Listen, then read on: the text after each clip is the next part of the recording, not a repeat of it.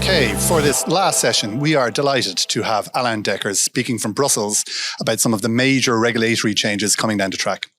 Alain heads the unit responsible for corporate reporting, audit, and credit rating agencies. The topics he's going to cover today include the Corporate Sustainability Reporting Directive. You've heard a little bit about that already. He'll be discussing it from a legislative perspective, looking at the timelines and their impact. Alain will also cover ESEF, the European Single Access Point, and he will be giving us an update on a current EU study assessing both the EU regulation and the directive.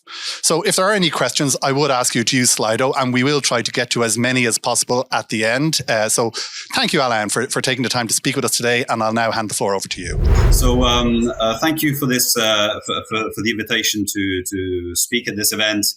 I think it's always very good to reach out to audit committees, which are really a key component of the ecosystem that is essential to ensure that audit is working correctly. I'm going to proceed in sort of three blocks. First, I'll say a few words about recent developments in audit at EU level. And really, the common theme in that block is that audit really is moving beyond the traditional scope of historical or retrospective financial information. I'll cover SF and sustainability reporting in that context. And this is partly driven by law, but it's also a broader market development that we can see happening, not just in Europe, but across the world, actually. Secondly, I'll then turn to a few questions about the effectiveness, if I can put it that way, of audits. And lurking in the background, there is also the question about the structure of the audit market. But this has to be looked at in a broader context. It's not just audit on its own. And I'll say a few words about the work we're doing, including in the context of the study that we've launched to look at as I said, it's effectiveness of audit, but more broadly, the quality of corporate reporting and the effectiveness of the EU's legislation to deliver quality corporate reporting. And then thirdly, I'll turn to ESAP, which is a related but somewhat distinct project, the European Single Access Point. That's really something that we're dealing with the Capital Markets Union project, and it deals with a broader objective of trying to promote market integration across Europe. But it also has some relevance to audit. So turning back to the first point then, as I said, I want to focus here on SF and the Corporate Sustainability Reporting Directive. And I remember when I first became involved in, or I first took over the audit unit in the Commission in 2015. SF was still sort of, at the time, seemed to be a distant prospect, but in the meantime, it really has materialized. And it struck me that the move towards digital reporting should not entail a different level of protection for users of financial information, depending on how they consume the information. Whether they consume the information in a traditional format, that is to say, paper or traditional sort of PDF, or whether they consume the information in a machine-readable format. And looking at the SF legislation, we have an audit requirement also for this digital information. And since then, there's been a lot of work done on this, including at the level of the CEAOB, the Committee of European Audit Oversight Bodies, which has produced some guidelines in this respect. And no doubt there will be continued work that has to be done, including perhaps at the level of standard setting by the IAASB, the International Standards for Audit.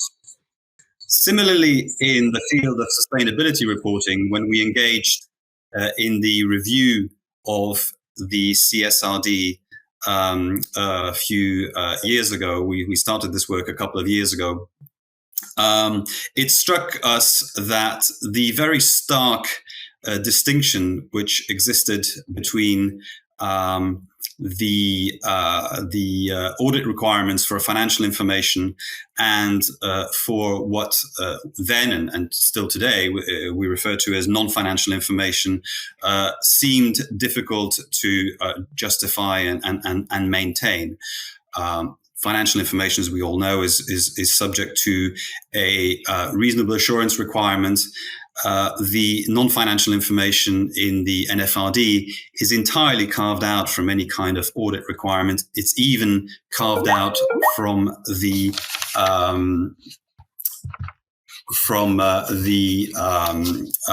consistency check requirement that the auditor normally undertakes between the management report and the financial statements. So given the increasing importance that sustainability or non-financial information has in capital markets, again, this very stark difference in treatment of the two types of information seem to us to be difficult to sustain. And that is why in the CSRD proposal, we have introduced a proposal to subject the sustainability information, as we now call it, in the proposal to a assurance or audit requirement. We have proposed to start with a limited assurance. There are a number of reasons for that. First of all, the nature of sustainability information is a bit different from traditional historical or retrospective financial information. It often has a much more important forward-looking component. Can I just check if sound is working? Because I'm getting messages stating that there is a problem.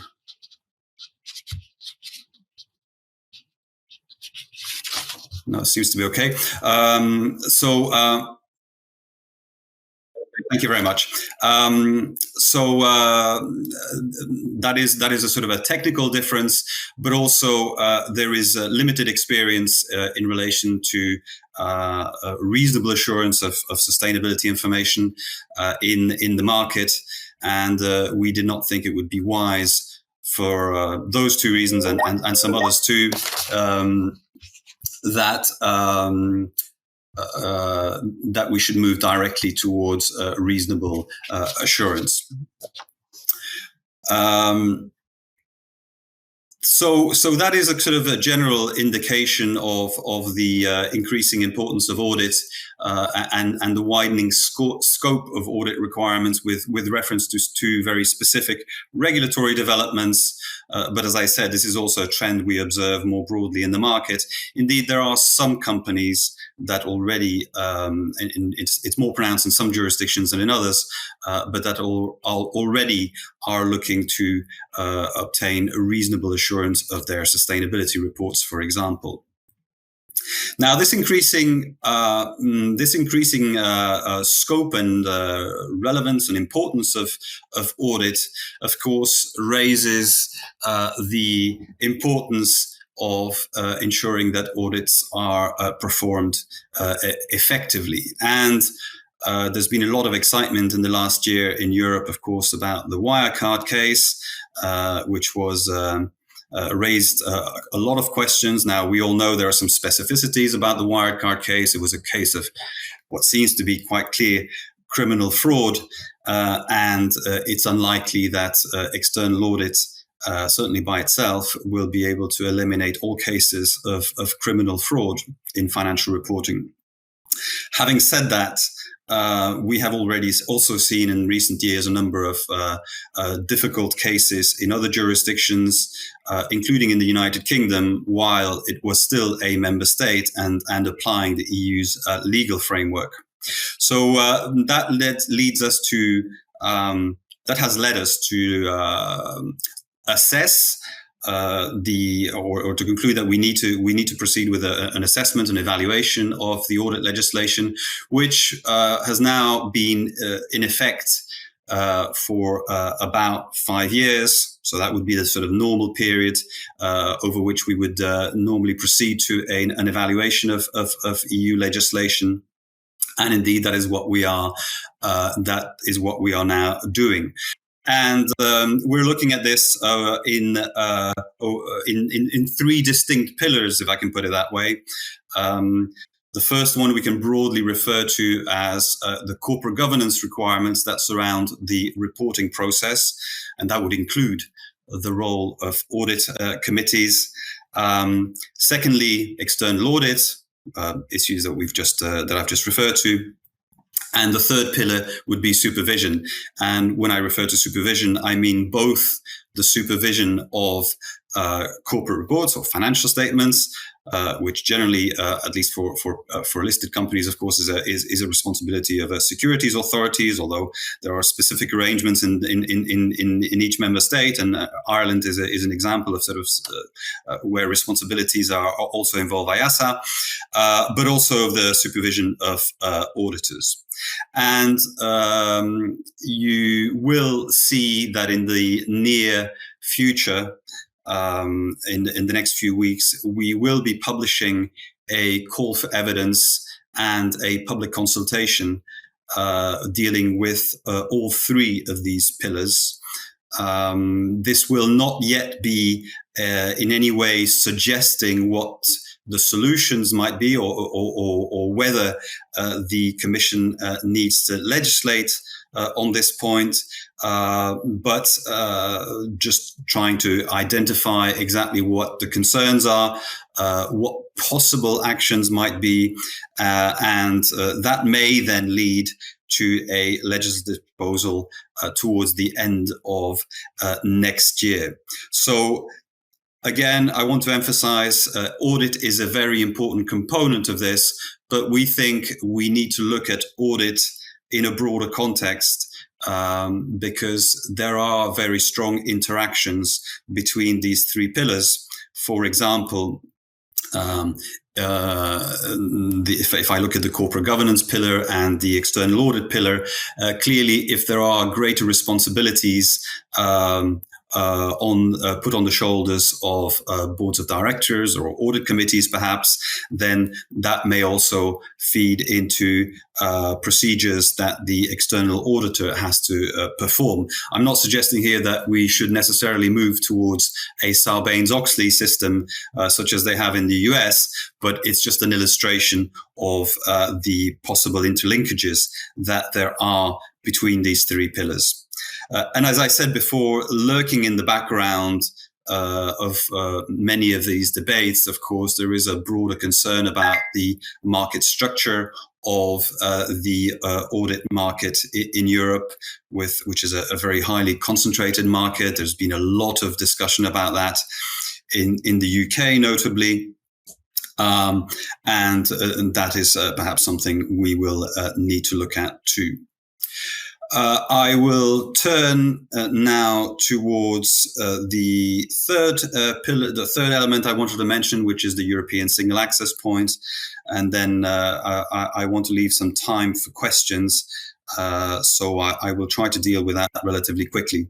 So the European single access point, it's not something that's specific to audit or even corporate reporting for that matter.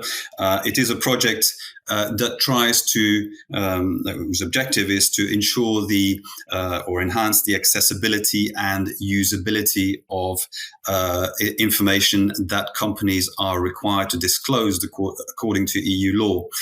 And when I say information that they have to disclose, this goes far beyond the annual or even semi-annual or in some cases quarterly reporting bundles.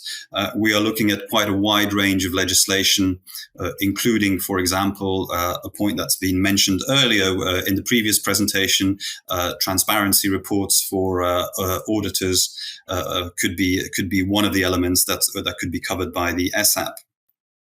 But I mentioned the two main objectives of the ESAP, which is to enhance the accessibility of information disclosed by companies and its usability. Accessibility mainly tries to address the consequences of the distributed governance model we have in Europe, where information currently is disclosed in a range of different registers and databases spread across Europe, sometimes at national level, sometimes at European level. And for a user, therefore, trying to access or find even all this information that companies disclose can be a challenge. Some people have sometimes referred to this as finding a needle in a haystack. There are, of course, commercial data aggregators that try to provide solutions. Those are, of course, not for free and sometimes beyond the reach of some categories of users in terms of price. And therefore, our objective is to ensure that from a user perspective, there can be an interface that provides a seamless access across the whole EU to a wide range of information that is disclosed by companies. We're still working on the details of this, on the exact governance, but we will make a proposal later this year. When I talk about usability, I refer to a large extent to the digitalization of company information. We've already moved ahead with this in some areas. The SF is, of course, one example. And as those of you who are familiar with our CSRD proposal will know, we have proposed in that legal initiative to extend the digitization based on the SF model to sustainability information that companies will disclose pursuant to the CSRD in the future. But there is a much wider range of information that companies are required to disclose according to EU law. And our objective is to try to make as much of that available in a digital format so that that information can be easily extracted and can become machine readable. That doesn't necessarily mean that we would impose something like the SF model with full tagging requirements and so on for all categories of information. But the very least is that it should be easily machine readable and reusable, so that it is also more easier to analyze that information. More generally, our objective with the SAP is to try to contribute to market integration across Europe. At the moment, as I said, information is very fragmented across Europe. Company information is very fragmented across Europe, and that, to a certain extent, reduces the attractiveness of cross-border investment, in particular in small, less liquid markets in Europe. So we hope by this project to also contribute to the broader objectives of the Capital Markets Union action plan, that is to say, to promote the development of capital markets across Europe, but also promote the integration of capital markets across Europe. Kevin, what I propose is to stop now, perhaps, and again, leave enough time for questions. And very happy to take questions either from yourself or from the audience if you have them. Thank you. Thank you, Alain. That was really useful.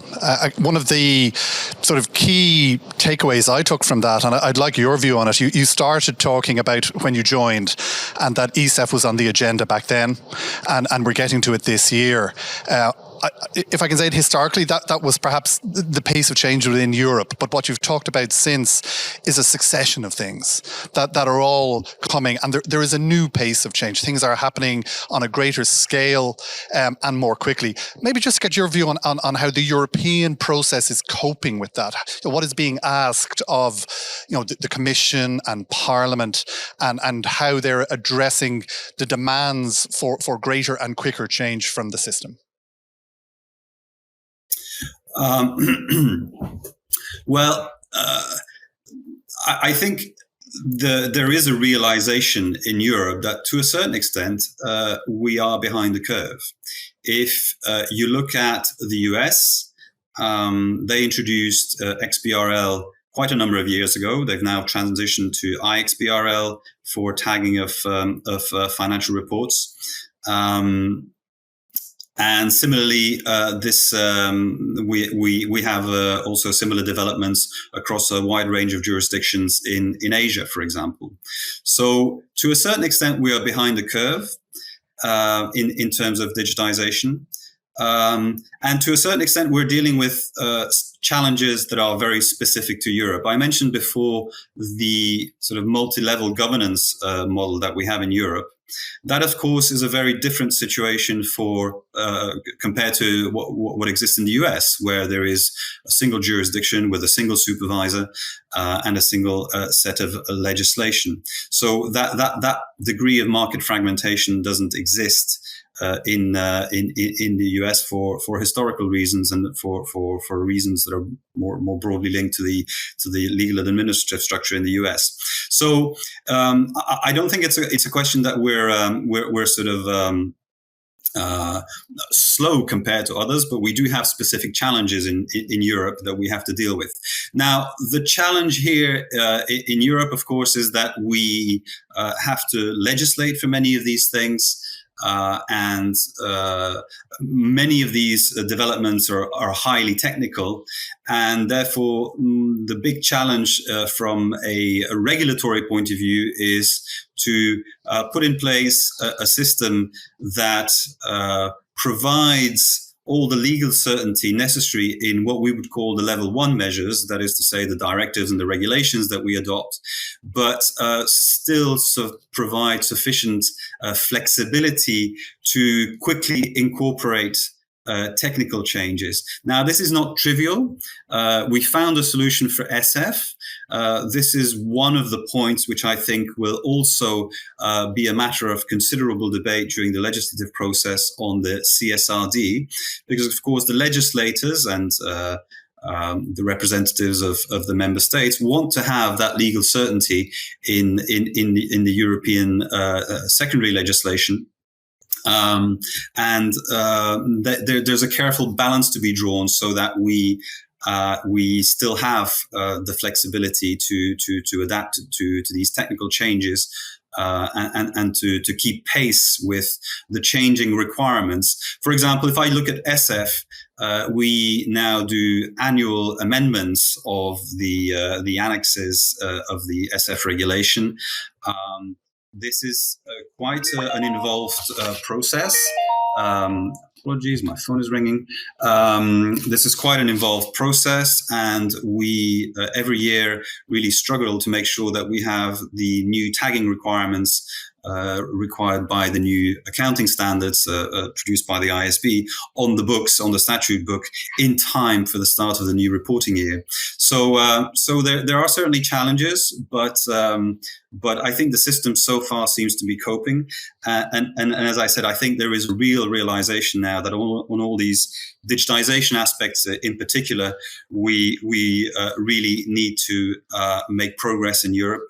I think if I look at the sustainability reporting front, there the situation is perhaps somewhat different because I think there Europe is a little bit ahead of the curve, and indeed, that is leading to some discussions about how do we ensure compatibility with developments at international level and so on, which are important and we are committed to undertake.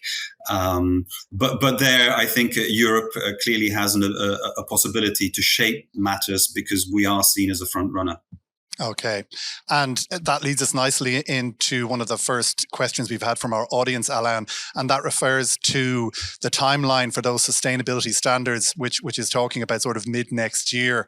And I suppose, the question was around, do you think that will be achievable? It's a very challenging timetable that Europe has set. Yes, it certainly is a very challenging timetable. I think everybody recognizes that. In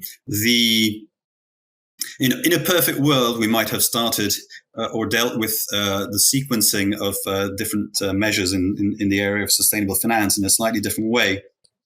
But because of historical contingencies, that just wasn't the way it went.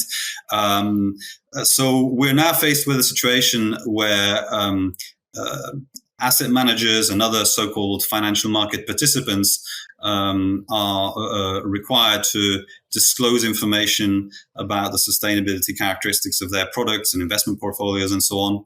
And of course, in order to be able to do that, they need to have access to information from the companies in their portfolios. Hence, there is considerable pressure from the financial industry to accelerate the transition towards better disclosure by investee companies, and that to a certain extent explains the urgency and the very challenging timetable that we're now confronted with. Now, you know that EFRAG has been, the European Financial Reporting Advisory Group, has been working at considerable pace, both to develop general recommendations about the way to develop sustainability reporting standards. Those recommendations were published in early March. And there's a project task force working under EFRAG's corporate reporting lab at the moment that is also working very intensively. And I can tell you that over the summer, there were quite a lot of people working who gave up their summer holidays basically to keep this process going, to develop proposals on the details of the reporting requirements that need to be set out in future standards. Earlier this year, about a month ago, EFRAG published a first working document which sets out some preliminary considerations focused on climate reporting, which is, as everybody knows, an area that's somewhat more technically mature than other areas of sustainability reporting. But work is also proceeding intensively on other areas, and the project task force is meeting. I think there is now plenary almost on a weekly basis, and there are several working groups that are being established, and there are specific clusters under the task force that are dealing with the different topics. So there's very intensive work going on, also to reform the governance of EFRAG, to establish the new sustainability reporting pillar. And we are confident that that work is on a good track. Now, exactly where do we land in the legislative negotiations that are ongoing about this CSRD proposal? That is something that, of course, remains to be seen. But at least I'm confident that the work is on the tracks and that we're making good progress towards the objectives that we've set ourselves. Yeah, and that EFRAG document that came out, as you say, recently enough, I think that sets a very good roadmap, really, to allow people attending here this morning to get a sense of the direction of that particular element. I have two related questions that came in here, Alain. One was around, how far do you think some audit reform, or how radical do you think some of the audit reform proposals might be coming out of the review? Mm-hmm. And related to that, do you think that the EU will consider some of the proposals that have emanated from the UK, which obviously they've had a very radical and deep review of the whole concept of audit? Do you think Europe will be considering some of those in its review? Certainly. Well, let me deal with that second question first, because to a certain extent it's easier. I don't think we need to, in this context, consider the somewhat fraught discussions with the UK on other topics. But I think it would be foolish on our part not to look at the work that's been done in the UK. As I said, a lot of the cases that triggered the various reviews that have been undertaken in the UK date from the time when the UK was still a member state and operating under the EU's legal framework. So I think there certainly is a case to argue that there are lessons for us to learn also from those reviews. Now, some of what the work that's been done in the UK is rather UK specific. For example, if I think about the transformation of the Financial Reporting Council into the new Accountability and Governance Regulatory Authority, I think is still the name that's being considered. That's rather UK specific. But some of the broader reviews, such as the Bryden Review and also some of the work that's been done by the Competition Markets Authority, is certainly of interest to us, as is the consultation document that the UK published a few months ago. So yes, we will be looking at that, but you shouldn't necessarily expect that we would reach the same conclusions. I mean, and that leads me to the transition to your first question: what might be the outcome of this? Kevin, I really think that it's premature to answer that question.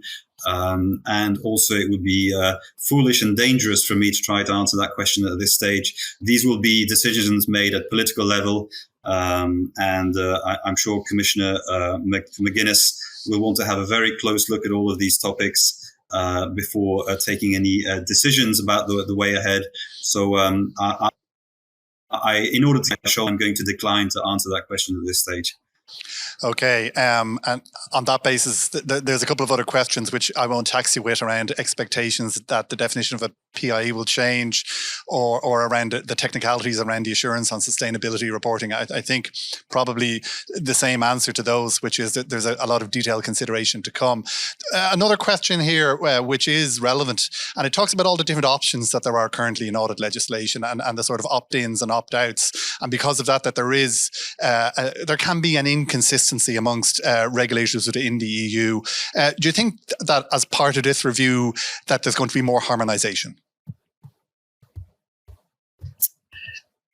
Yes, that's a very interesting question. I referred earlier on to some of the things that struck me when I first took over responsibility for audit legislation in the EU at the Commission. The extent of national options in the audit regulation was also one of the points which really struck me. From a purely personal point of view, and this is not the Commission's official position, but it's a sort of somewhat lighthearted comment from my side. I sometimes say that the audit regulation is actually a directive masquerading as a regulation, because there are so many options in that regulation that it gives member states a very significant margin of discretion about how to implement that, and that affects a range of important issues, whether it's rotation periods for audit firms, whether it's the choice of or the restrictions on non-audit services, and the list goes on. That, in my view, does raise questions about how, in particular, multinational firms that have PIEs operating in several member states, that's perhaps particularly severe for financial institutions, banks and insurance companies, because every subsidiary in a group that is a bank would be considered a PIE and therefore subject to the regulation. That raises questions about opinion. It raises questions about the integrity, even perhaps, of the group audit. And it may also have some unintended consequences in terms of the actual ability of auditors, even among the Big Four, to bid for audit contracts. Given the fact that they would have to be very careful about how they manage non-audit services that may imply conflicts according to the audit regulation. So it's an issue that perhaps needs to be looked at. I have to say, though, that these options are there not by accident or mistake, but because member states fought very hard to maintain those options. And therefore, we will have to see, should there be a proposal to try to limit or perhaps even eliminate these options, how the political debate goes about those, because I am sure that if we go in that direction, member states will not simply lie down and say, okay, you can get rid of all my national options, and we'll just have, for example, a single rotation period applying across the whole of Europe, or a single list of non-audit services. So that might be an interesting but somewhat difficult debate that we have if we go in that direction. Okay. There's another question here relating to the provision of assurance on sustainability reporting, and will it be reserved to statutory auditors, or will it be possible for other providers to provide this? So I'm aware that the legislation at the moment indicates there could be these other assurance providers. What's your sense of how that issue is developing and the thinking around that issue? Do you think that's something that will remain and gain traction, or do you think that might be one of the more challenging elements of the proposals? Sorry, Kevin, my connection broke again, and I heard you mention an issue, but I don't know what issue it is. It's the issue relating to other assurance providers might be able to provide the opinions on sustainability reporting as well as auditors. And I'm just asking whether you think that's something that will gain traction, it'll remain, or do you think it might be one of the more challenging elements to introduce? Well, again, this is an issue that we're discussing at the moment in the in the council working group that's dealing with the CSRD proposal. It's a model that's already used in one member state, not very widely, because again there are very few member states that transpose the NFRD. And at the same time require an audit or assurance of non-financial information. The sort of usual questions are arising on that. How do we ensure a level playing field between auditors and these other independent conformity assessment bodies? So I'm sure that debate will continue. Whether it gains traction more widely remains to be seen. We have tried to base this on a model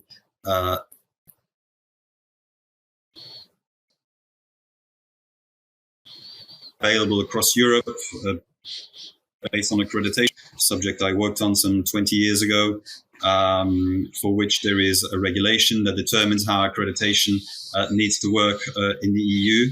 So we have a basis to build on if this becomes something that has traction, but I'm sure there will be many more discussions about that. Okay, there's two final questions, and I'll allow you to take them together, Alain. The first is, do you think there's any expectation that the definition of a pie will change? And then the next question, and this is of direct relevance to the people attending the conference here this morning, many of these developments will have an indirect impact on audit committees, but do you think there might be any changes that will directly impact on governance and, by extension, on audit committees' responsibilities? On the definition of pies, again, I don't know. I think we're not yet at the stage where we can go into that level of detail. So I'm simply not in a position to answer that question. We'll have to see.